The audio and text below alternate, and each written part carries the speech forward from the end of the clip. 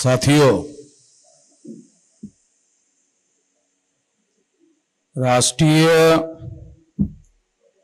परिवर्तन मोर्चाच्या माध्यमातून बहुजन मुक्ती पार्टीच्या समर्थनार्थ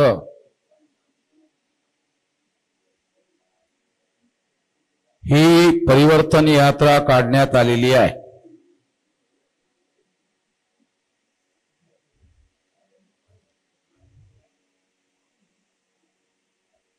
बहुसंख्य कार्यकर्त्यांना उपस्थितांना ही बाब माहीत असेल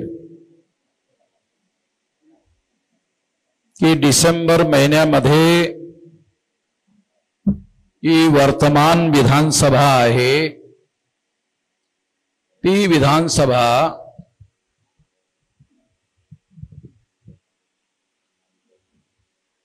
त्या विधानसभेचा कार्यकाल संपणार आहे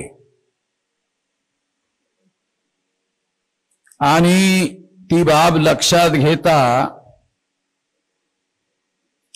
नव्या विधानसभेच्या निवडणुका घेणं आवश्यक आहे। त्यासाठी येत्या काही महिन्यामध्ये महाराष्ट्रामध्ये विधानसभेच्या निवडणुका होऊ घातलेल्या आहेत। तेव्हा त्या विधानसभेच्या निवडणुकीमध्ये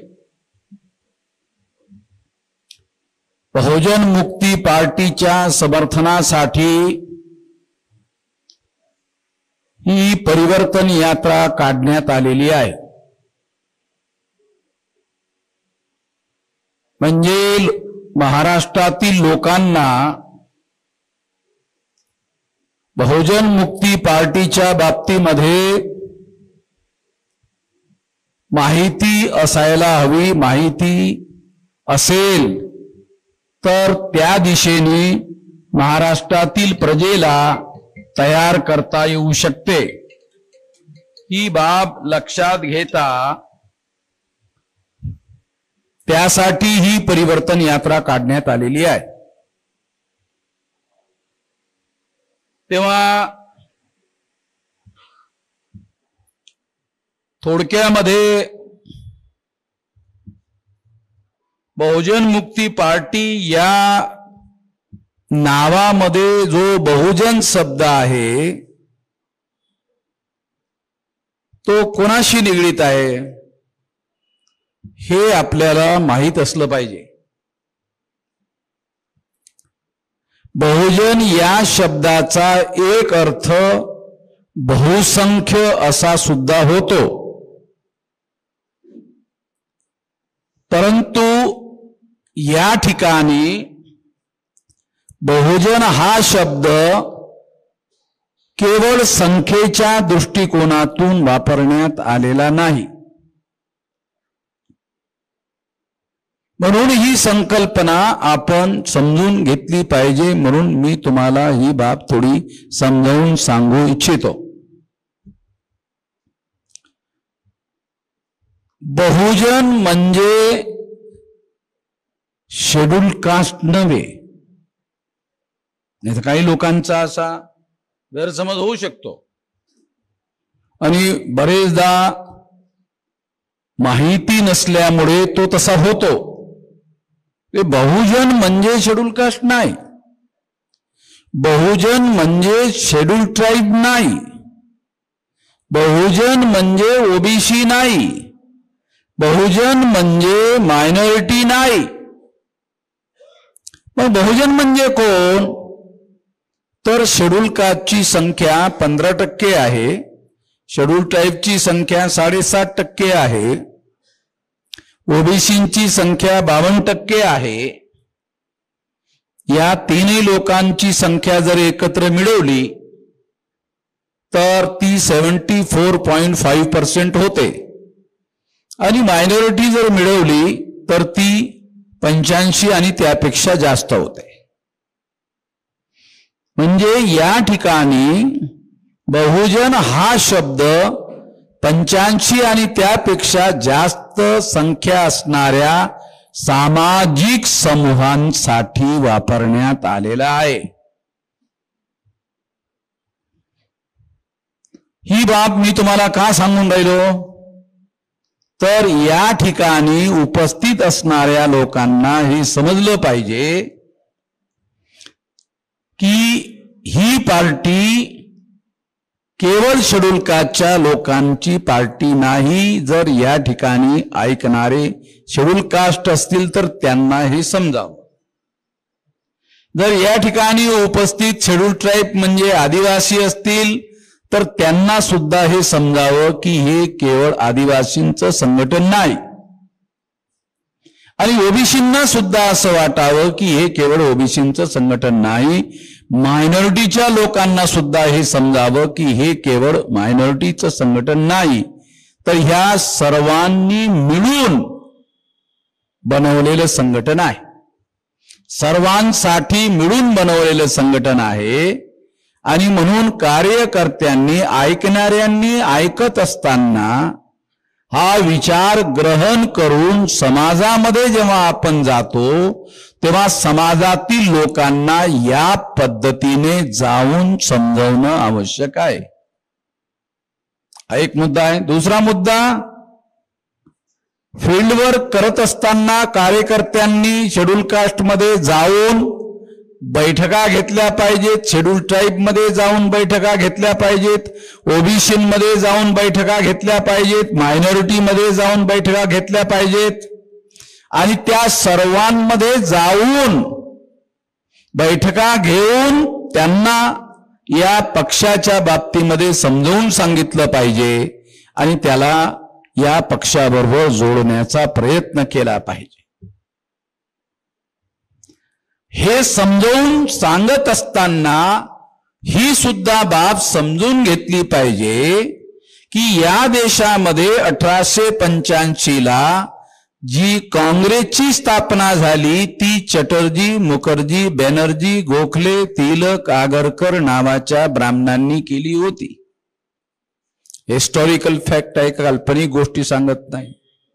आणि म्हणून जेव्हा हे ब्राह्मणांनी संघटन उभं केलं ते कशासाठी, तर इंग्रजांनी ब्राह्मणांना सुद्धा गुलाम बनवलं। मग ब्राह्मणांनी विचार केला की आपल्याला इंग्रजाच्या गुलामगिरीत राहायचं नाही, म्हणून ब्राह्मणांनी काँग्रेस नावाचं संघटन गुलामीतून मुक्त करण्यासाठी बनवलं। ते काही आमच्या SC, ST, OBC मायनॉरिटीच्या लोकांना गुलामीतून मुक्त करण्यासाठी करण्यात आलेलं नाही। म्हणून जेव्हा ब्राह्मणांनी काँग्रेसची स्थापना केली आणि जेव्हा स्वातंत्र्य मिळालं तेव्हा एका ब्राह्मणालाच देशाचं प्रधानमंत्री बनवलं। ते काही आपोआप नाहीये। पंडित जवाहरलाल नेहरू या ब्राह्मणाला देशाचं प्रधानमंत्री बनवलं, ते काही आपोआप बनवलं नाही, तो त्यांच्या विचाराचा भाग होता, तो त्यांच्या धोरणाचा भाग होता, म्हणून त्यांना बनवलं। ही बाब आपण जर समजून घेतली तर दीर्घकाळपर्यंत काँग्रेसनी नेहरूच्या घराण्यातल्या माणसांना प्रधानमंत्री बनवलं।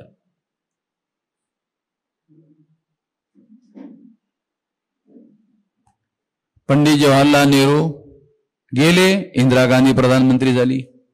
इंदिरा गांधी गेली, इंदिरा गांधीचं पोरग राजीव गांधी झालं। राजीव गांधीचं पोरग वेटिंग प्रधानमंत्री मध्ये लाईन मध्ये उभा आहे, waiting PM। Rahul Gandhi waiting PM आहे। वेटिंग PM म्हणजे समजतं का, वेटिंग लिस्ट मध्ये आहे, म्हणजे काँग्रेसला बहुमत मिळालं की त्याचाच नंबर आहे। ह्या बाबी आपल्याला समजल्या पाहिजे। हे पेपरवाले, मीडियावाले हे कोणी सांगत नाहीत की काँग्रेस आणि बीजेपी आणि काँग्रेस हे ब्राह्मणांनी सुरू केलेलं संघटन आहे। ते आमच्या उद्धारासाठी, आमच्या कल्याणासाठी सुरू केलेलं नाही। तेव्हा हा थोडक्यामध्ये काँग्रेसचा इतिहास झाला, फार थोडक्यामध्ये। आता बीजेपी कोणी स्थापन केली, भारतीय जनता पक्ष। त्या पक्षाचं नाव काय? भारतीय जनता पक्ष. कोणी स्थापन केला? RSSनी. RSS कोणी स्थापन केलं 1925ला? हेडगेवार, तुमच्या चंद्रपूरच्या बामणानी. हेगडेवार, पण तो काळा ब्राह्मण होता. तुम्ही हेगडेवारला कदाचित त्याचा फोटो बघितलेला दिसत नाही. काळा ब्राह्मण होता तो. गोळवलकर गोरा होता. तेव्हा हेगडेवार पेक्षा संपूर्ण देशामध्ये संघटन बांधण्याचं काम गोळवलकरांनी केलंय हेगडेवार पेक्षा. त्यामुळे जास्त नाव हेगडेवारचं येत नाही, गोळवलकरचं येते. गोळवलकर सुद्धा ब्राह्मणच होता, लक्षात घ्या. RSSचा हेड सरसंघचालक ब्राह्मणांशिवाय दुसरा माणूस होत नाही. झाला एखादा तर तो अपवाद स्वरूप आहे. तेव्हा त्या RSSनी भारतीय जनता पक्ष उभा केला. हे ब्राह्मण लोकांनी भारतीय जनता पार्टी बनवली. ब्राह्मण भारताची जनता आहे का? आहे? ब्राह्मण भारताची जनता नाही आहे, विदेशी जनता आहे. मग त्यांनी पार्टीचं नाव ठेवायला पाहिजे होतं, विदेशी जनता पार्टी. पण त्यांनी आपलं विदेशीपण लपवण्यासाठी भारतीय जनता पार्टी नाव दिलंय. आणि मग आपले लोक आमदारकीसाठी त्यांच्याकडे तिकीट मागायला जातात. SC, ST, OBC, मायनॉरिटी त्यांच्याकडे तिकीट मागायला जातात. मग भारतीय जनता पार्टीचे लोक काय म्हणतात? आम्ही तिकीटच देत नाही, पैसा पण देतो, पब्लिसिटी पण करतो, तुमचा प्रचार प्रसार सुद्धा करतो, तुमच्या घरचा अर्धा कप चहा सुद्धा पित नाही, लागल्यास तुम्हाला चहा पाजतो. आता जे लोक पाणीच पाजून राहिले आमच्या लोकांना, चहा कसं काय नाही पाजणार? तेव्हा भारतीय जनता पक्ष हा सुद्धा ब्राह्मणांचाच पक्ष आहे. ह्या ब्राह्मणांची संख्या या देशामध्ये 3.5% आहे. आणि 3.5% मताच्या आधारावर ग्रामपंचायतीमध्ये पंच निवडून येऊ शकत नाही. ग्रामपंचायतीचा सरपंच बनण्याचा प्रश्नच येत नाही. जे लोक ग्रामपंचायतीचा सरपंच बनवू शकत नाहीत ते देशाचा प्रधानमंत्री बनवण्याचं काम करत आहेत. नरेंद्र मोदी अशा पद्धतीनं या ब्राह्मणांनी बनवलेला प्रधानमंत्री आहे. म्हणजे RSSच्या लोकांनी नरेंद्र मोदीला नॉमिनेट केलंय ॲज ए PM. नॉमिनेट म्हणजे आमच्या शिकलेल्या अशिक्षित लोकांना सोडा, शिकलेल्या लोकांना सुद्धा कळत नाही. बाबासाहेब आंबेडकरांनी नॉमिनेट हा शब्द राऊंड टेबल कॉन्फरन्स मध्ये पहिल्यांदा वापरला होता की आम्हाला नॉमिनेट रिप्रेझेंटेशन नको, नॉमिनेटेड रिप्रेझेंटेटिव्ह आम्हाला नको. तुम्ही इंग्रज लोक आमच्या लोकांचे प्रतिनिधी नॉमिनेट करता, नाही नाही नाही आम्हाला हे नॉमिनेटेड रिप्रेझेंटेटिव्ह नको, आम्हाला इलेक्टेड रिप्रेझेंटेटिव्ह हवा आहे. आणि म्हणून आमच्या लोकांना मतदानाचा अधिकार मिळाला पाहिजे. मतदानाचा अधिकार मिळाला पाहिजे. तेव्हा इंग्रज काय म्हणायचे? इंग्रजाची काय व्यवस्था होती? तुमच्याजवळ संपत्ती असेल आणि तुम्ही जर टॅक्स पेयर असाल तर तुम्हाला मतदानाचा अधिकार मिळेल. इंग्रजांची व्यवस्था होती की हे केवळ भारतात नाही, इंग्लंडमध्ये सुद्धा टॅक्स पेयर वाल्यालाच मतदानाचा अधिकार होता, संपत्ती असणाऱ्यालाच मतदानाचा अधिकार होता, शिकलेल्याच लोकांना मतदानाचा अधिकार होता. म्हणून बाबासाहेब आंबेडकरांनी इंग्रजांना म्हटलं की तुमच्या धोरणानुसार माझ्या लोकांना मतदानाचा अधिकारच मिळणार नाही. संपत्ती ठेवणाऱ्यांना जर तुम्ही मतदानाचा अधिकार दिला तर माझ्या लोकांना मतदानाचा अधिकार कसा मिळेल? त्यामुळे तुमचं हे धोरण मला बिलकुल मंजूर नाही.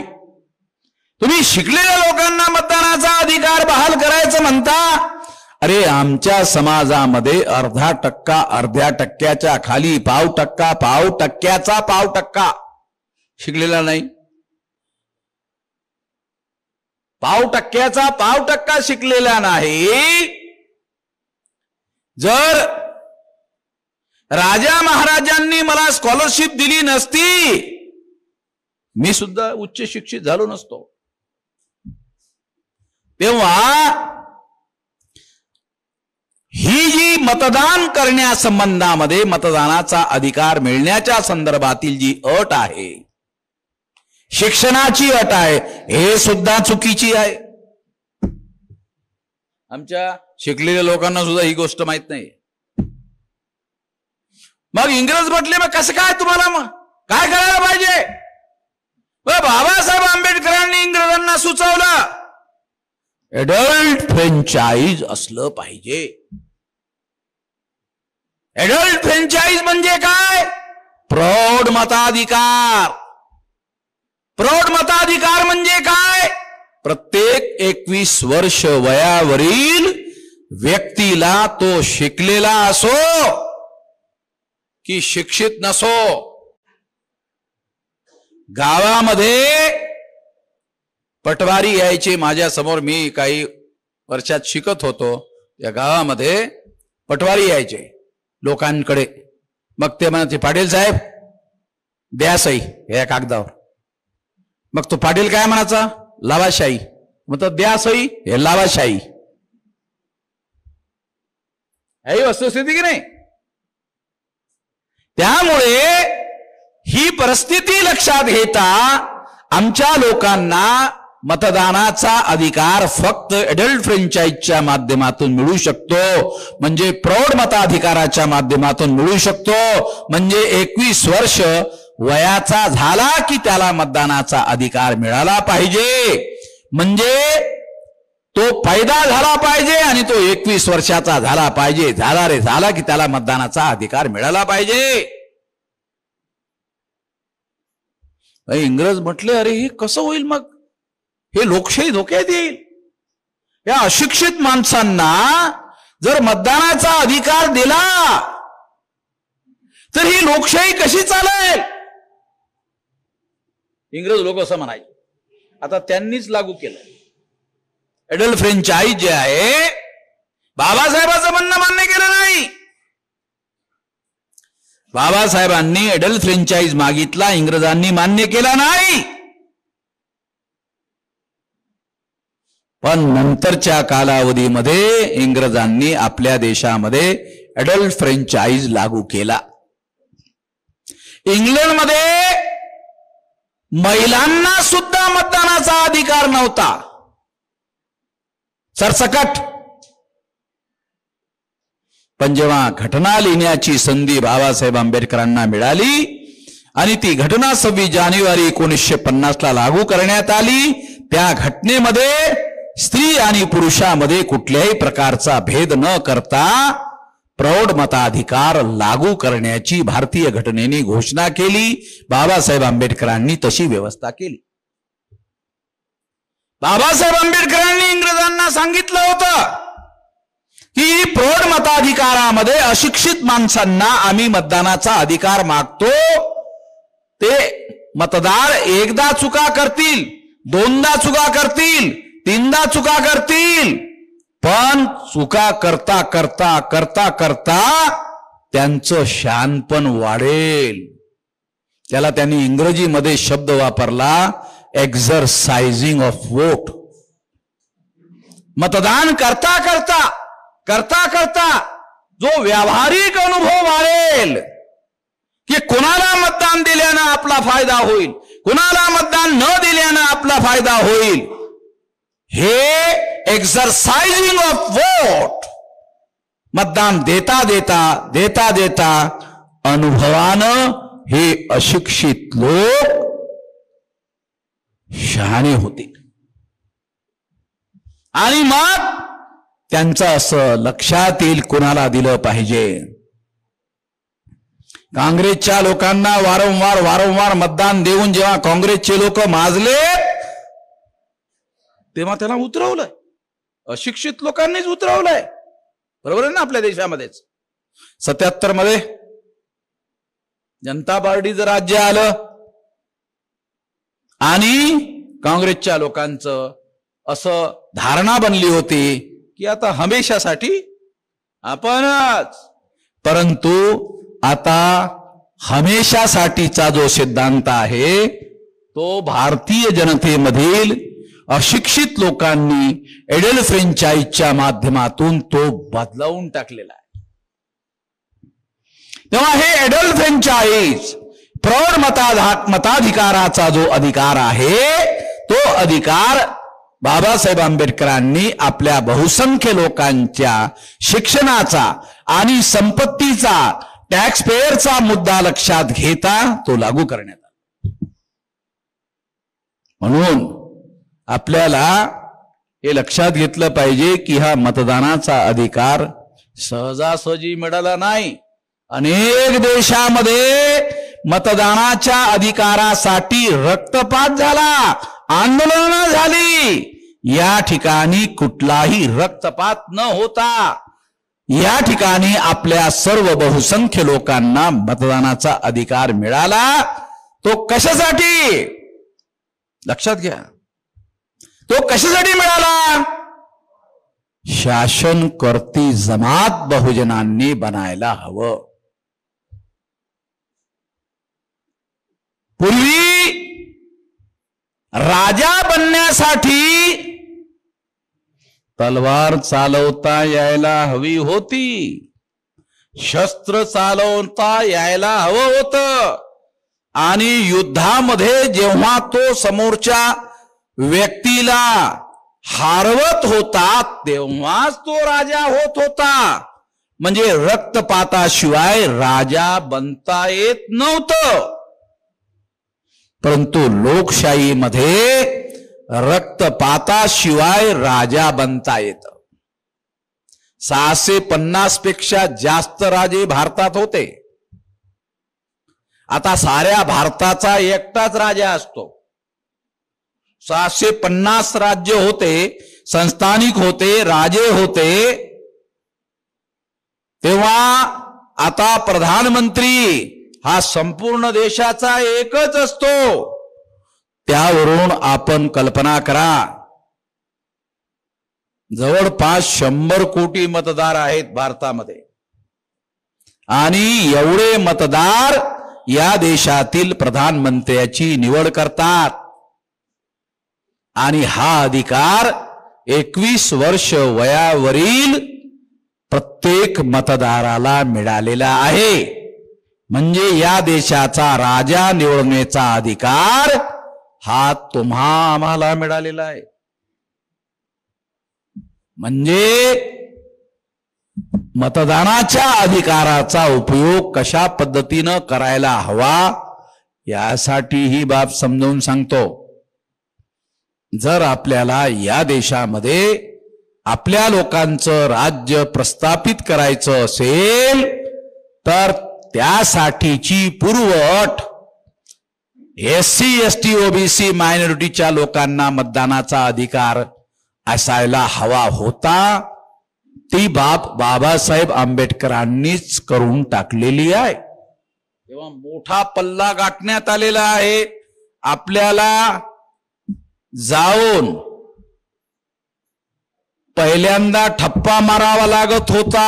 आता तो ठप्पा पण मारावा लागत नाही, फक्त बटन दाबावं लागते. आणि हे बटन दाबलं की आपल्याला आपला राजा आपल्या सोयीचा जसा आपल्याला पाहिजे तसा निवडण्याचा आपल्याजवळ अधिकार आहे, त्याचा आपल्याला उपयोग केला पाहिजे. या देशातील 3.5% ब्राह्मण जे आमदार खासदार बहुसंख्य लोक निवडून आणू शकत नाहीत, त्यांनी काय केले? त्यांनी काळ्या पैशाचा निवडणुकीमध्ये वापर सुरू केला. काळा पैसा म्हणजे काय माहितीये? काळा पैसा, तुमच्याकडे नोटा असतील त्या काळ्या रंगाच्या आहेत का? नोटा काळ्या रंगाच्या आहेत? नाहीत. मग तुम्हाला प्रश्न पडला आयला हे काळा पैसा काय भानगड आहे? आपण तर नोटा कधी काळ्या बघितल्या नाहीत. मग ह्या काळा पैसा कसा काय? नोटा तर काळ्या नसतात. मग काळा पैसा कशाला म्हणतात? तुम्हाला कळावं म्हणून सांगतो. काळा पैसा म्हणजे ज्या पैशावर टॅक्स पे केलेला नसतो, तो पैसा लपवून ठेवलेला असतो, त्याच्यावर सरकारला कुठलाही टॅक्स दिलेला नसतो, सरकारपासून लपवून ठेवलेला असतो, म्हणून तो काळा पैसा मानला जातो. ज्या पैशावर टॅक्स दिलेला असतो त्याला पांढरा पैसा म्हटला जातो. म्हणजे तो कायदेशीररित्या तुम्हाला चलनामध्ये वापरता येतो, कुणीही नाकारू शकत नाही. पण ज्या पैशावर तुम्ही टॅक्स पे केलेला नसतो तो पैसा गुप्त ठेवला जातो आणि मग तो गुप्त असलेला पैसा काळा पैसा मानला जातो. तो काळा पैसा निवडणुकीमध्ये वापरला जातो आणि त्या पैशाचा विनियोग कशासाठी करतात? तर SC ST OBC मायनॉरिटीचे जे गरीब लोक आहेत त्यांची मतं खरेदी करण्यासाठी. सर्वसाधारणपणे भारतामध्ये काँग्रेसनी मतं खरेदी करण्याचा कार्यक्रम सुरू केला. काँग्रेस लोकप्रिय होती म्हणून काँग्रेसनी जास्त कालावधीमध्ये राज्य केलं म्हणणं खोटं आहे. काँग्रेस लोकप्रिय होती म्हणून राज्यकर्ती होती चुकीचं आहे. काँग्रेस लोकांची मतं खरेदी करत होती आणि खरेदी केलेल्या मतांच्या आधारावर जास्त आमदार खासदार निवडून आणत होती, म्हणून त्यांचे प्रधानमंत्री आणि मुख्यमंत्री होत होते. सुरुवातीला 1-2दा ते झाले असतील. इंदिरा गांधी एखाद्या वेळेस लोकप्रियता म्हणून झाली असेल, पण इंदिरा गांधीच्याच कालावधीमध्ये मतांची खरेदी विक्री सुरू झाली. तेव्हा आपल्याला लक्षात ठेवलं पाहिजे की हे लोक राज्यकर्ते मोठ्या प्रमाणात झालेत, ते आमच्या लोकांची मतं खरेदी करून. तेव्हा आपण बहुसंख्य बहुजन लोकांनी आपली मतं ते खरेदी करू इच्छितात आणि आपलं अन्याय अत्याचार करणारं राज्य आपल्यावर थोपवू इच्छितात, म्हणून आपण आपली मतं बिलकुल विकायला नको. पण एक व्यावहारिक मार्ग तुम्हाला सांगतो. म्हणजे हा सिद्धांत झाला पहिला, आता दुसरा व्यावहारिक सांगतो. जर कोणी तुम्हाला पैसे देत असतील चुपचाप घेऊन टाका. जाहीर सांगून राहिलो, रेकॉर्ड करून राहिले ना? हा करा, रेकॉर्ड करा. म्हणजे जाहीर सांगून राहिलो, पैसे देत असतील घ्या. कशासाठी देऊन राहिले? तुमची मतं खरेदी करण्यासाठी. बरोबर आहे का? चूक आहे. मतं खरेदी करणं चूक आहे, मतं विकणे चूक आहे. दोन्ही गोष्टी चूक आहेत. पण पैसेवाले लोक आपलं मतदान खरेदी करतात, त्याच्यामध्ये त्यांचा फायदा आहे, आपला तोटा आहे, म्हणून ते खरेदी करतात. मग त्यांचा हेतू वाईट आहे. आपल्यावर राज्य प्रस्थापित करण्याचा हेतू त्या पाठीमागे आहे. त्यांचा हेतू वाईट असल्यामुळे त्यांचे पैसे घ्या आणि त्यांना मतदान देऊ नका. आता हा पूर्ण सल्ला झाला, अर्धा सल्ला नाही, पूर्ण झाला.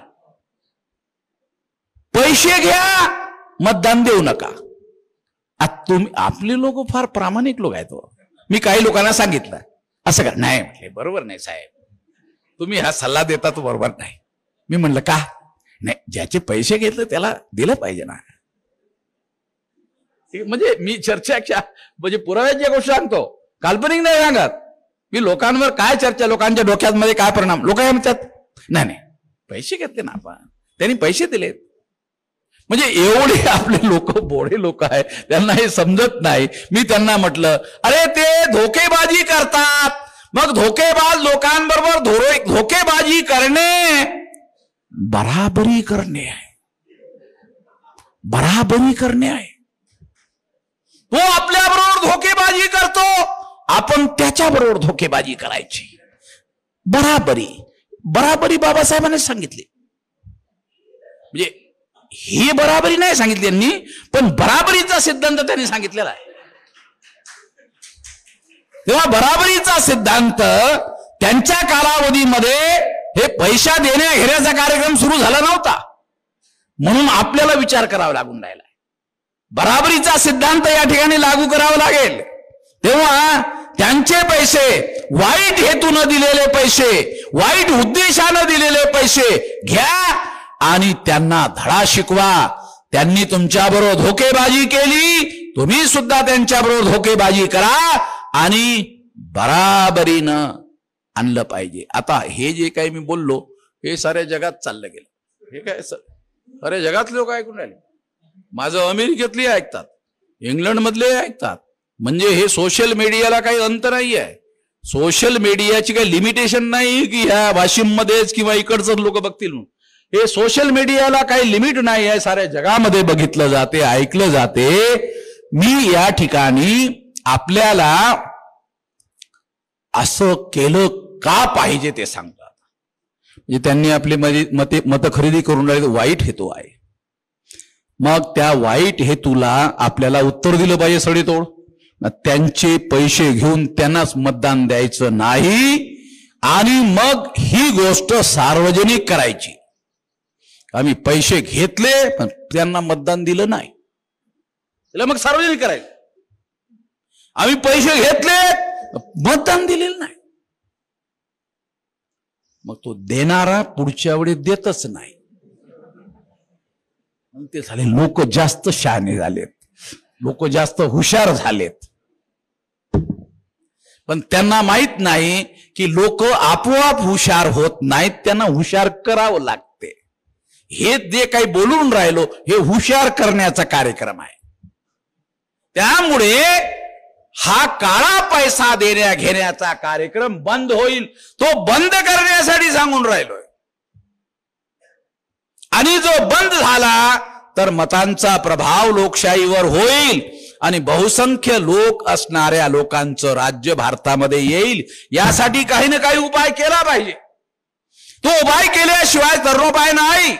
आपल्याला या सर्व प्रकारच्या वेगवेगळ्या ज्या अडीअडचणी येतात त्यावर आपल्याच कालावधीत त्यासाठी काही बाबासाहेब येणार नाहीत. प्राप्त परिस्थितीमध्ये आपल्याला जो काही प्रश्न भेडसावत आहे त्याचे उत्तर आपल्याला शोधावे लागतील. त्यासाठी काही फुले, शाहू, आंबेडकर पुन्हा येऊन आपल्याला शहाणपण शिकवणार नाहीत. आपल्यालाच प्राप्त परिस्थितीमध्ये मार्ग काढावा लागेल, त्यासाठी सांगून राहिलो. आणि अशा पद्धतीनं आपल्याला या सर्व बाबीचा उपाय शोधून काढावा लागेल. ईव्हीएम मशीन हे या लोकांनी आपल्या मतांची चोरी करण्यासाठी आणलेली मशीन आहे. या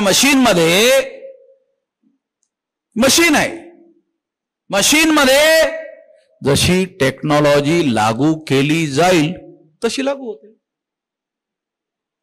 मशीनमध्ये आतमध्ये जशी टेक्नॉलॉजी लागू केली जाईल तशीच लागू होते. आणि ती टेक्नॉलॉजी मशीनच्या आतमध्ये असते, ते बाहेर नसते. त्यामुळे आतमध्ये काय आहे ते काय आपण बाहेर बघू शकत नाही. त्यामुळे ईव्हीएम मशीनचा वापर मतांची चोरी करण्यासाठी आणि मशीनमध्ये गेल्यानंतर मतं ट्रान्सफर करण्यासाठी, तुम्ही दिलं कुणाला आणि जमा झालं दुसऱ्याच माणसाच्या नावावर, अशी टेक्नॉलॉजी मशीनच्या आतमध्ये केली जाऊ शकते. काही लोक असं म्हणतील की नाही, मॉकपोल होतो, त्यामध्ये 2-3 मशीन दाखवल्या जातात. हे सर्व बनाव असतो, हा सर्व बनाव असतो. आणि हा सर्व बनाव ते सर्व करून आणू शकतात. म्हणजे सुरुवातीला ते त्या मशीनच्या आतमध्ये जसं पाहिजे तसं घडवून आणू शकतात आणि नंतर पुन्हा जसं पाहिजे तसं घडवून आणू शकतात. ते टेक्नॉलॉजी आहे. मशीनच्या आतमध्ये मतांची हेराफेरी तेच करू शकतात.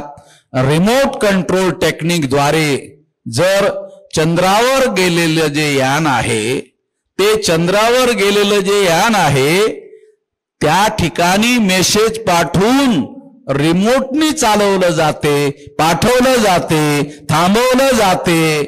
तर चंद्र म्हणजे कितीतरी दूर आहे तरी ते केलं जाऊ शकते. मग तुमच्या गावामध्ये ईव्हीएम मशीन 1 किलोमीटर अंतरावर लावलेली असते, ते कित्येक लाख किलोमीटर अंतरावर चंद्र आहे, तिथला बदल ते घडवू शकतात. ते 1 किलोमीटर मधलं कसं काय करू शकत नाही? रिमोट टेक्नॉलॉजी आहे. Remote technology. तुमच्या घरी टीव्ही आहे का? तुम्ही जो इतक्या अंतरावर बसता आणि टीव्ही तिथं असतो, ऑन ऑन, ऑफ ऑफ, तसंच तुमचं ऑन आणि तुमचंच ऑफ केलं जाते. जसं टीव्ही ऑन केला जातो तसं तुम्हाला ऑन केलं जाते. जसं तुम्हाला ऑफ करायचं तुम्हाला ऑफ केलं जाते. तुमच्या मतांसाठीही तसंच केलं जाते. टेक्नॉलॉजी आहे. या टेक्नॉलॉजीचा ते लोक वापर करत आहेत. अमेरिकेमध्ये ईव्हीएम नाही, त्यांनीच निर्माण केली. ते म्हणजे चला घोटाळाबाज आहे. यामध्ये फ्री, फेअर आणि ट्रान्सपरंट निवडणुका होऊ शकत नाहीत म्हणून अमेरिकेमध्ये ईव्हीएम नाही, इंग्लंडमध्ये ईव्हीएम नाही, युरोपमध्ये ईव्हीएम नाही, ऑस्ट्रेलियामध्ये ईव्हीएम नाही, कॅनडामध्ये ईव्हीएम नाही, सर्व प्रगत राष्ट्रामध्ये ईव्हीएम नाही. भारतात 80% लोक अजूनही अर्धसाक्षर आहेत, पूर्ण साक्षर नाही आहेत. त्या अर्धसाक्षर असलेल्या देशामध्ये एक तर अर्धसाक्षर म्हणजे काय? अक्षराची ओळख. कॉम्प्युटरची साक्षरता हा दुसऱ्या साक्षरतेचा भाग आहे. कॉम्प्युटर साक्षरता तर आपल्या देशामध्ये जवळपास शिकलेल्या लोकांना सुद्धा कॉम्प्युटरच्या बाबतीमध्ये सर्वच काही माहीत आहे असं म्हणता येत नाही. तेव्हा अशिक्षित लोकांना माहीत असण्याचा प्रश्नच नाही आहे. तेव्हा अक्षराची साक्षरता आणि संगणकाची साक्षरता, कॉम्प्युटरची साक्षरता, ह्या 2 साक्षरता वेगवेगळ्या आहेत. आणि कॉम्प्युटरची साक्षरता भारतामध्ये फार कमी आहे. तरीही हे लोक कॉम्प्युटरचा ह्या कामासाठी, ईव्हीएम टेक्नॉलॉजीचा ह्या कामासाठी वापर करत आहेत. ते निश्चितपणे त्यांनाच उपयोगाला येत आहे. आणि म्हणून जेव्हा ईव्हीएम आलं, ईव्हीएम पहिल्यांदा ऑल इंडियामध्ये 2004ला 100% ईव्हीएम मशीन लागू करण्यात आल्यात. 2004, 2009, 2014, 2019, 2024 5 निवडणुका झाल्यात ईव्हीएमच्या माध्यमातून. तेव्हा या 5 निवडणुकीमध्ये काय चित्र दिसतंय? या 5 निवडणुकीमध्ये हे चित्र दिसतंय की या लोकांनी बायपोलर सिस्टम डेव्हलप केलंय. बायपोलर म्हणजे द्विदलीय सांसदीय लोकतंत्र. काँग्रेस गेली की बीजेपीच येईल आणि बीजेपी गेली की काँग्रेस येईल. याबद्दल काँग्रेसला काही ऑब्जेक्शन नाही कॉम्प्युटरवर किंवा ईव्हीएमवर. कारण त्यामधून काय होते, काँग्रेस जरी आली, बीजेपी जरी आली तर ब्राह्मण काय विचार करतात? ब्राह्मणच आहे, ब्राह्मणच आहे. काँग्रेसचं राज्य आलं तर बीजेपी ब्राह्मणच आहे, ब्राह्मणांचंच राज्य आहे. काँग्रेसवाले काय विचारतात, बीजेपी ब्राह्मणांचंच राज्य आहे.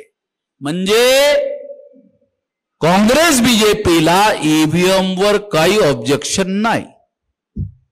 लक्षात घ्या, फार महत्वाचा मुद्दा सांगतोय. कोणाला ऑब्जेक्शन असायला हवं? आमच्या बहुसंख्य लोकांना असायला हवं. आणि त्यासाठी आम्ही या संबंधामध्ये हे जागरण देशव्यापी सुरू केलेलं आहे. आणि ईव्हीएम घालवल्याशिवाय खरी लोकशाही भारतामध्ये येणार नाही. आवश्यकता पडली तर देशामध्ये ईव्हीएम फोडण्याचं आंदोलन सुरू करण्यात येईल. एक मुद्दा आणखी तुम्हाला सांगू इच्छितो. तो मुद्दा काय आहे? या देशामध्ये हिंदू मुसलमान या नावाखाली वाद निर्माण केला जातो. तो कशासाठी केला जातो? कधी याच्यावर विचार केला तुम्ही लोकांनी? हिंदू मुसलमान हा प्रश्न याकरता निर्माण केला जातो की शेड्यूल कास्ट म्हणून जर शेड्यूल कास्टचे लोक मत करतात तर त्यांची मत करण्याची पद्धती वेगळी होते. शेड्यूल ट्राईब म्हणून जर मतदान केलं तर त्यांची मत करण्याची पद्धत वेगळी होते. ओबीसी म्हणून जर त्यांनी मतदान करायचं असलं तर त्यांची मत करण्याची पद्धत वेगळी असते. पण एससी एसटी ओबीसीच्या लोकांनी हिंदू म्हणून जर मत केलं तर त्यांची पद्धत वेगळी असते. हे लक्षात घ्या. जेव्हा एससी एसटी ओबीसी हिंदू म्हणून मत करतो तेव्हा तो बीजेपीला करतो. आणि हिंदू मुसलमान या मुद्द्यावर, या रणनीतीवर, या भांडणावर बीजेपीचा फायदा होतो. सामाजिक प्रश्नांवर, एससी एसटी ओबीसीच्या मुद्द्यांवर जेव्हा निवडणुका होतात तेव्हा एससी एसटी ओबीसीच्या लोकांना बेनिफिट होतो. याचा अर्थ असा, हिंदू मुसलमान हा जो मुद्दा आहे निवडणुकीमध्ये बीजेपी केंद्रामध्ये आल्यानंतर आलेला आहे.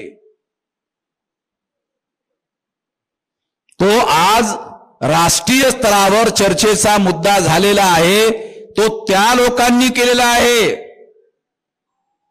कारण त्यामुळे हिंदू म्हणून त्यांना मतं हवी आहेत.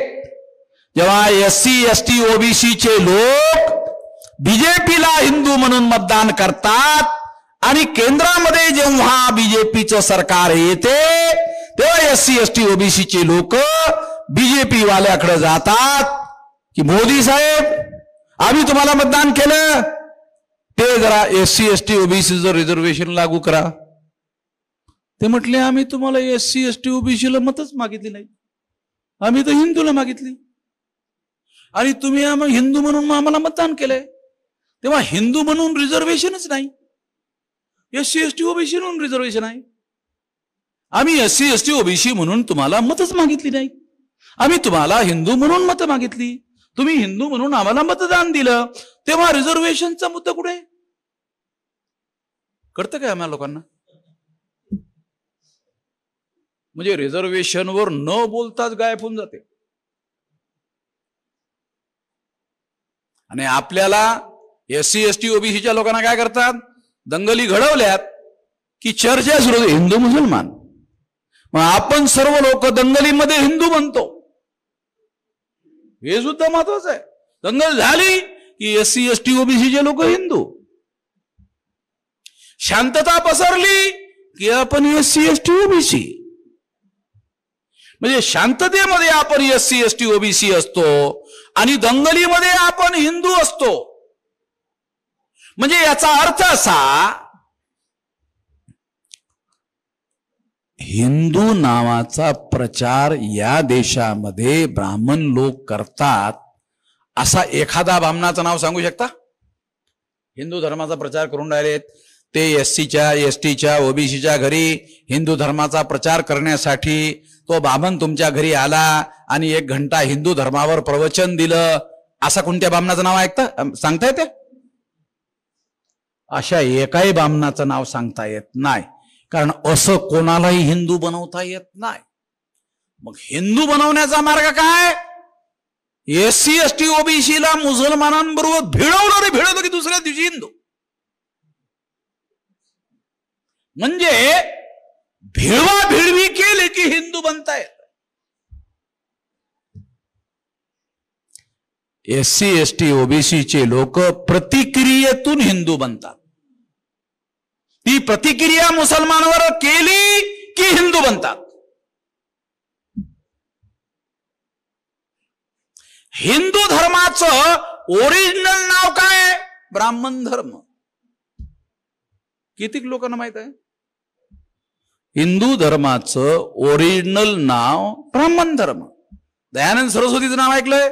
दयानंद सरस्वती काय म्हणतो? हिंदू मुसलमानों की दीवी गाली है. नहीं हमें नहीं चाहिए. क्या म्हणतो तो दयानंद सरस्वती? हिंदू मुसलमानों की दीवी गाली है. नहीं हमको नहीं चाहिए.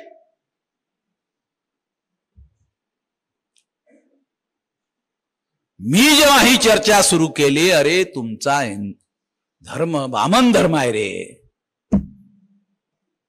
मग त्याने हिंदू आणला. माझ्यात पुढे हे नवीन डेव्हलपमेंट आहे. मग त्या तुमचा धर्माचं नाव वामन धर्म आहे म्हणल्यामुळे बामणांनी हिंदू शब्द प्रचारात आणला.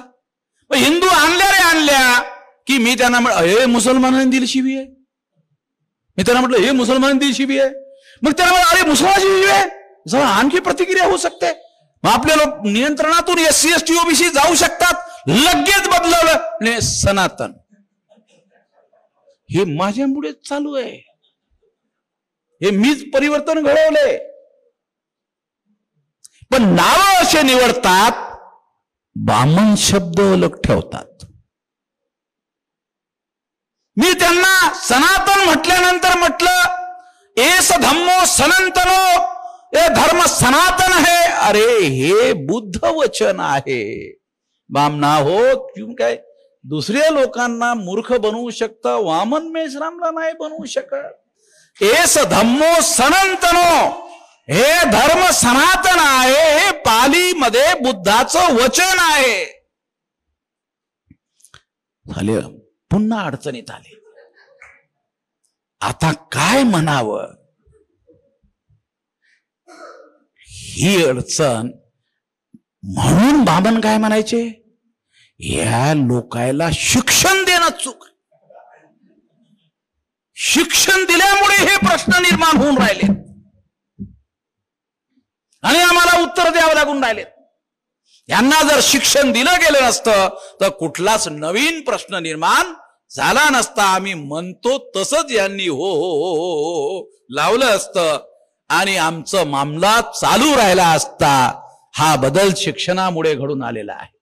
तेव्हा आपल्याला हा बदल समाजामध्ये रुजवावा लागेल आणि या लोकांना जेवढं 3.5% मर्यादित करता येईल तेवढं केलं पाहिजे. ते करण्यासाठी रणनीती बनवून आपल्याला आंदोलन केलं पाहिजे आणि ते बहुसंख्य लोकांचं आंदोलन असलं पाहिजे. आपल्या लोकांना भाषण करण्याची हुशारी शिकता आली पाहिजे. भाषण करताना आपल्या भाषणामध्ये बहुसंख्य लोकांचं रिप्रेझेंटेशन करता आलं पाहिजे. आपण आंबेडकरवादी आंबेडकरवादी आंबेडकरवादी आंबेडकरवादी आंबेडकरवादी किती लोकांना ऐकायला बरं वाटते? कळते का? जास्तीत जास्त 15%. जाधव साहेब समजते काय सांगतो? म्हणजे कोणता शब्द वापरला पाहिजे एवढं बारकाव्याचं ज्ञान पाहिजे. शब्द कोणता वापरला पाहिजे. म्हणून कांशीरामजींनी बहुजन आणला. त्यांना कळत होतं ही टर्मिनॉलॉजी 15% निपटवणारी आहे. 15% एकही आमदार एकही खासदार निवडता येत नाही. म्हणून बहुसंख्य लोकांना रिप्रेझेंटेशन मिळेल आणि बहुसंख्य लोकांना वाटेल की नाही या बोलण्यामध्ये आपला वाटा आहे, आपला हिस्सा आहे, असं वाटणारं बोलता आलं पाहिजे. तुमच्या भाषणाचा उल्लेख असा असला पाहिजे ज्यामध्ये SC ST OBC मायनॉरिटीच्या लोकांना वाटलं अरे हे आपलं आहे, हे आपलं आहे. आता मी येत असताना एक मुस्लिम माणूस भेटला गाडीतून उतरताना. काय म्हटला? दररोज बघतो म्हटला, तुमचा व्हिडिओ दररोज बघतो. म्हटलं का?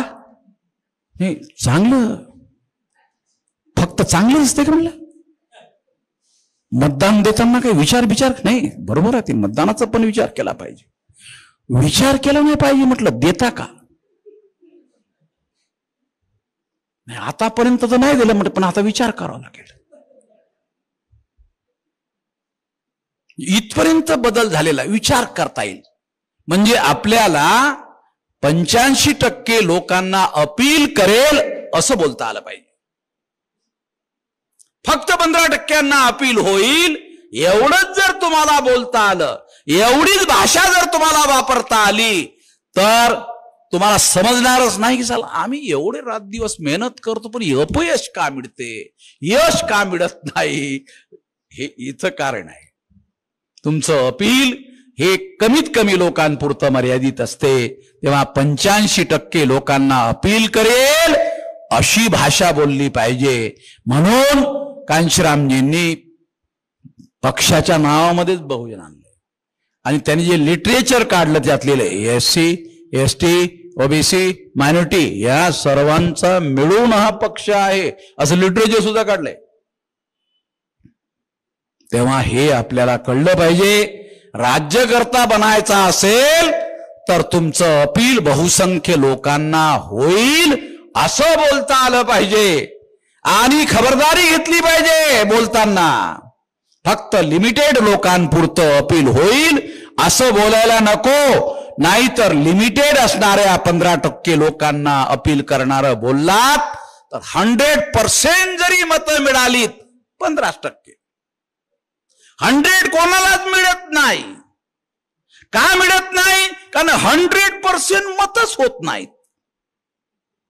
त्यामुळे 100 मिळत नाहीत. म्हणून आपल्याला ह्या सर्व बारकाव्याचा सर्व बारकाव्यासहित बोलायच्या अगोदर अभ्यास असला पाहिजे. तर आपण लोकांना, बहुसंख्य लोकांना, बहुजन लोकांना शासनकर्ती जमात बनण्यासाठी तयार करू शकतो. बाबासाहेब आंबेडकरांच्या शेड्यूल कास्ट शेड्यूल ट्राईबच्या लोकांना शासनकर्ती जमात बनण्याचा जुना जो संदर्भ आहे तो सेपरेट इलेक्टोरेटशी निगडीत आहे. 543 लोकसभा मतदारसंघामध्ये 131 मतदार हे SC ST चे खासदार निवडून जातात. ते सेपरेट इलेक्टोरेट बाबासाहेब आंबेडकरांनी मिळवलं होतं. गांधींच्या लक्षात आलं यामधून 131 लोक निवडून जातील आणि मग काँग्रेसला प्रधानमंत्री निवडताच येणार नाही. 272 मध्ये 131 आमचे मिळवल्याशिवाय 272चा आकडा पूर्ण करता येणार नाही. म्हणून आंबेडकरांच्या मदतीवर दिल्लीमध्ये सत्ता बनवावी लागेल आणि मग 2.5 वर्ष प्रधानमंत्री तुमचा आणि 2.5 वर्ष आमचा. नवीन गोष्ट नाही सांगत. कांशीरामजींनी हा प्रयोग उत्तर प्रदेशामध्ये करून दाखवला. कमी संख्याचं असताना मुख्यमंत्री बनवलंय. जास्त संख्यावाल्याला सांगितलं तुम्हाला पाठिंबा द्यावा लागेल, दिला. तेव्हा आपल्या लोकांना राजकारण करायची खूप आवड आहे, पण राजकारणाचा त्याचा अभ्यास नाहीये. राजकारणाचा जो आहे, राजकारण 5 शब्द, 5 पैकी पहिला शब्द कळत नाही. मग राजकारण करायचा जर आवड असेल तर त्याचे सर्व बारीक सारीक धागे दोरे समजून घेतले पाहिजेत. ते समजून घेतल्याशिवाय आपल्याला करता येणार नाही. आणि ते समजून उमजून केलं पाहिजे तर आपल्याला राजकारणामध्ये यश मिळवता येईल. बदलत्या परिस्थितीमध्ये आपल्याला धावपेच करता आले पाहिजे. तेव्हा यश मिळवण्यासाठी शक्ती संघटनेची लागते, समर्थन जनतेचं लागते, धावपेच नेतृत्वाचे लागतात.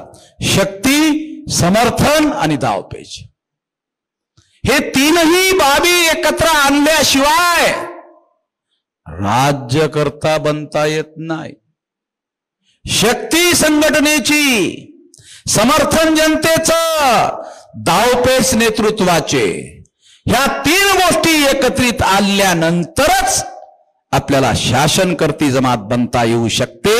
शासनकर्ती जमात बनणे हे आमचं उद्दिष्ट आहे. उद्दिष्ट आहे, उद्दिष्ट आहे, उद्दिष्ट आहे, उद्दिष्ट आहे असं म्हणले थोडीच होते. ते म्हणले नाही हो.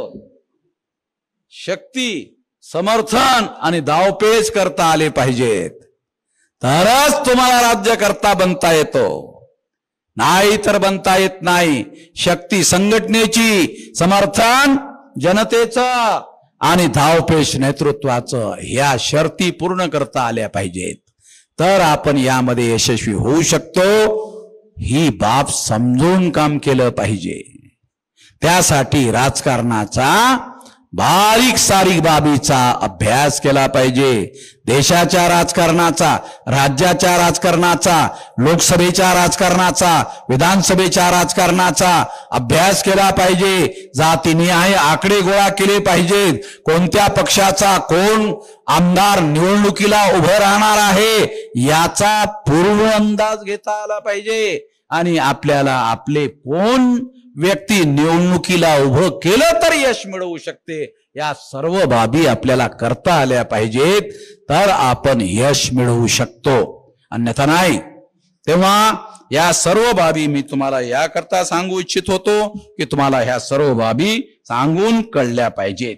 आता आखरी मुद्दा सांगून मी संपवतो. सुप्रीम कोर्टाने हा जो क्रिमिलेअर असा शब्द प्रयोग शेड्यूल कास्ट, शेड्यूल ट्राईब साठी आणलेला आहे. तो क्रिमिलेअर म्हणजे काय?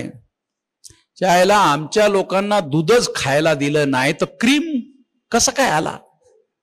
दूध खायला दिलं तर दुधाची साय म्हणजे क्रीम, दूधच दिलं नाही म्हणजे क्रीम. आणि चहाला दूधच नाही मिळालं आणि जे दूध मिळालं त्यात पाणी टाकलेलं दूध मिळालं, त्याच्यात साय अगोदरच काढून टाकली नंतर पाणी टाकलं, म्हणजे आमच्या वाट्याला क्रीम आलंच नाही. मग क्रीमी लेअर ते कसं काय? ते कसं काय ते म्हणता येत नाही. परंतु ब्राह्मण हा सुप्रीम कोर्टामध्ये बसलेला आहे, त्यांच्या सोयीचे ते निर्णय घेत आहेत. तेव्हा आपल्याला यामध्ये जर बदल घडवायचा असेल तर जनतेमध्ये मोठ्या प्रमाणामध्ये जागृती केली पाहिजे. शेड्यूल कास्ट आणि शेड्यूल ट्राईबच्या लोकांना आर्थिक निकष लावता येणार नाहीत अशी संवैधानिक व्यवस्था नाही. नरेंद्र मोदी ही निर्णय आल्यानंतर त्यांनी स्टेटमेंट दिलंय, तुम्ही बारकाईने वाचलं की नाही माहित नाही, आम्ही हा निर्णय लागू करणार नाही. वाचलं? मग आम्ही हा निर्णय लागू करणार नाही म्हटल्यानंतर भारत बंद कशासाठी? कधी विचार केला आम्ही लोकांनी? अरे त्यांनी अगोदरच म्हटलं हे लागू करणार नाही, भारत बंद कशासाठी? कधी विचार केला? आमच्या लोकांनी विचारच केला नाही. भारत बंद कोणत्या संघटनेने केला मी आखरीच्या दिवसापर्यंत विचारतो. अरे कोण नेता, कोण संघटन? बंद झाल्यानंतर दुसऱ्या दिवशी सांगितलं 21 संघटने लोक होते. अरे कोणते संघटन? अजूनही त्याचे नाव माहित नाही. कोणता नेता? त्याचं नाव पता नाही.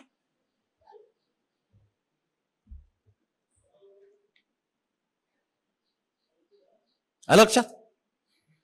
मग मी काही लोकांना विचारलं, ते म्हटले हरियाणाच्या एका गावामध्ये एक माणूस आहे, त्यांनी व्हिडिओ बनवला होता. पण त्याचा काय संघटन नाही म्हटलं, व्हिडिओ आहे एकटाच.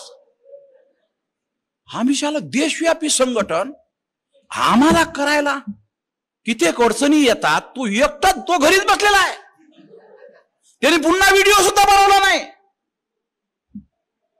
भारत. मग ह्याचा काय हेतू आहे? याचा हेतू असा आहे की शेड्यूल कास्ट आणि शेड्यूल ट्राईब मधील ज्या जातीच्या लोकांना आतापर्यंत रिझर्वेशनचा फायदा झाला आणि ज्या लोकांना फायदा झाला नाही, त्या लोकांमध्ये भांडणं लावून देणे हा या निर्णयाचा हेतू होता. तो निर्णय कागदामध्येच होता, तो 6 लाख गावामध्ये पोचला नव्हता, भारत बंदमुळे पोचला. म्हणजे भारत बंदमुळे विभाजन झालं, निर्णयामुळे विभाजन झालं नाही. भारत बंदमुळे समाजात विभाजन झालं. इथे लोकांना कळते, ज्यांना संघटन शास्त्र कळते, ज्यांना संघटनेचं थोडंफार ABCD कळते, त्यांना हे कळते. हे समाजामध्ये यामुळे विभाजन झालं. आता थोडक्यामध्ये सोळ्यात आपण असा विचार करूया, सुप्रीम कोर्टाचं म्हणणं ऐकायला फार बरं वाटते. ज्या लोकांना आतापर्यंत फायदा झाला नाही त्या लोकांबरोबर न्याय झाला पाहिजे, ऐकायला फार बरं वाटते. बरोबर आहे, सुप्रीम कोर्टानं न्याय करण्यासाठी निर्णय दिलाय, बरोबर आहे. काहीच लोक फायदा घेतात, बहुसंख्य लोकांना फायदा होत नाही, त्यांना फायदा देण्यासाठी सुप्रीम कोर्टाने निर्णय दिला असं ऐकताना वाटते. पण थोड्या वेळ करता आपण बारकाव्याने जर विश्लेषण केलं, मी ते तुम्हाला करून दाखवतो. ज्यांना मिळालं नाही त्यांना काय मिळालं नाही? डाटा अवेलेबल आहे, त्यांच्याच व्यवस्थेनुसार त्यांच्याजवळ मेरिट नाही. तेच म्हणतात मेरिटवाल्यांना मिळालं, बाकी लोकांना काय मिळालं? त्यांच्याजवळ मेरिट नव्हतं म्हणून मिळालं नाही. मग सुप्रीम कोर्टाने दिलेल्या निर्णयानुसार आता मेरिट नसलेल्याला मिळणार आहे का? नाही, अजूनही मिळणार नाही. लक्षात समजून आलं? म्हणजे पूर्वीही मेरिट वाल्याला मिळत नव्हतं आणि अजूनही मेरिट नसणाऱ्याला मिळणार नाही, कारण सुप्रीम कोर्टाच्या निर्णयामध्ये मेरिट नसणाऱ्यांना देण्यात यावं असं जजमेंटच नाही, असा निर्णयच नाही. त्यामुळे मेरिट त्यांना पण लागू होणार आणि मेरिटचे मिळणार नाहीत. मग 1 वर्ष थांबणार, 2 वर्ष थांबणार, 3 वर्ष थांबणार. 3 वर्षात नाही मिळाले तो कोटा अनरिझर्व होणार. अनरिझर्व झाला की त्या जागेवर ब्राह्मणांना नोकरी करता येणार. कळते? किती लोकांना कळते? अनरिझर्व झाल्यानंतर जनरल कॅटेगरीच्या लोकांना त्याचा बेनिफिट होणार. त्या जागा जनरल कॅटेगरीच्या साठी ओपन होणार. मग जनरल कॅटेगरीच्या लोकांसाठी ओपन झाल्यानंतर तुमचं काय गेलं ना तुमच्या हातून? सुप्रीम कोर्टाचा निर्णय ऐकायला जो बरोबर वाटतो तो इम्प्लिमेंटेशन मध्ये बिलकुल बरोबर नाही आहे, विरोधामध्ये आहे.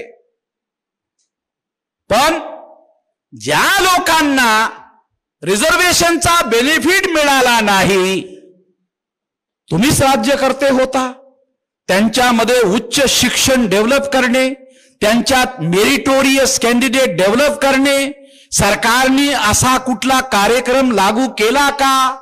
नाही केला. सरकारने कार्यक्रम लागू केला असता तर मेरिटचे लोक मिळाले असते की नाही? निश्चित मिळाले असते. सुप्रीम कोर्टानं त्यांच्यामध्ये मेरिटचा कार्यक्रम डेव्हलप करण्यात यावा असा ऑर्डर दिला का? बिलकुल नाही. सुप्रीम कोर्टाने त्या लोकांमध्ये मेरिट डेव्हलप केलं पाहिजे, त्यासाठी वेगळा कार्यक्रम चालवला पाहिजे असा सुद्धा आदेश देण्यात येत आहे. असा कुठलाही आदेश सुप्रीम कोर्टानं दिलेला नसल्यामुळे आता मीच सुप्रीम कोर्टात जातो, ह्याच्यावर बोला बरं, ह्याच्यावर द्या.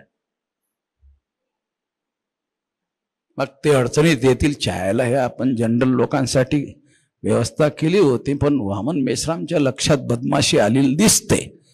तर ते मीच दिल्लीमध्ये वकिलाला आता लावणार आहे कामाला, की ह्यासाठी त्यांच्यामध्ये मेरिट डेव्हलप करण्यासाठी भारत सरकारला आदेश देण्यात यावा. देशातल्या सर्व राज्याच्या मुख्यमंत्र्यांना, राज्याच्या प्रशासनाला आदेश देण्यात यावा की ह्या लोकांसाठी मेरिट डेव्हलप करण्याचा कार्यक्रम करण्यात यावा. हे एससीचे सर्व लोक आमचेच लोक आहेत, एसटीचे सर्व लोक आमचेच लोक आहेत, ओबीसीचे सर्व लोक आमचेच लोक आहेत. तुम्ही बदमाश लोक चायला विभाजन करू इच्छिता, त्यासाठी आपल्याला असा कार्यक्रम चालवावा लागेल की ह्या तुमच्या आदेशामुळे काय झालंय, म्हणजे अनुसूचित जाती आणि जनजातींमध्ये शत्रुभाव निर्माण करणारं हे विभाजन आहे. जर मेरिट डेव्हलप करण्याचा कार्यक्रमाचा आदेश आपण त्यासाठी लढाई लढली तर अशत्रुभावी विरोध डेव्हलप होईल, म्हणजे त्यांना त्यांचा उद्देश पूर्ण करता येणार नाही, आमच्यामध्ये भांडणं लावता येणार नाही. यासाठी आपल्याला कार्यक्रम लागू करावा लागेल. आणि असं केलं तर ते त्यांच्या डावपेचामध्ये अयशस्वी होतील. त्यांनी डावपेच खेळलेला आहे, आता आपली पाळी आहे, आता आपण तो खेळला पाहिजे आणि त्यासाठी आम्ही प्रयत्न करू. आपण सर्व लोकांनी माझं म्हणणं शांतपणे ऐकून घेतलात आणि त्याबरोबर हुकूम येत्या विधानसभेमध्ये आपण काम कराल. गावागावामध्ये जा, बूथ लेवलवर संघटन बांधा, बूथच्या खाली सामाजिक नेटवर्किंग मध्ये काम करा, बूथचं संघटन बांधा. लक्षात घ्या, ज्यांना निवडणुका जिंकायच्या आहेत, कमीत कमी पैशात जिंकायच्या आहेत, त्याचं रहस्य आहे बूथ लेवलचं संघटन. बूथच्या खाली कोणालाच आणखी समजलेलं नाही, त्याच्या खालचं सांगतो, बूथ पर्यंतच लोकांजवळ अक्कल पोहोचलेली आहे. त्याच्या खाली आहे schedule caste, most backward schedule caste, extreme backward schedule caste, schedule tribe, most backward schedule tribe, MBC, OBC, minority, तमाम प्रकारची मायनॉरिटी, 14 प्रकारचे सामाजिक समूह बूथ लेवलवर बांधा. कमीत कमी एक कार्यकर्ता तयार करा एका सामाजिक समूहाचा आणि त्याच्यावर आपल्या सामाजिक समूहाची मतं तुमच्या कॅन्डिडेटला देण्यासाठी त्याला तयार करा. तर झोड्या भरून भरून मतं मिळतील. तुमच्याजवळ पैसे कमी असतील पण तुमचे कार्यकर्ते हे काम करू शकतील, असं तुम्हाला करायला हवं. तुम्ही माझं म्हणणं शांतपणे ऐकून घेतलात त्याबद्दल धन्यवाद.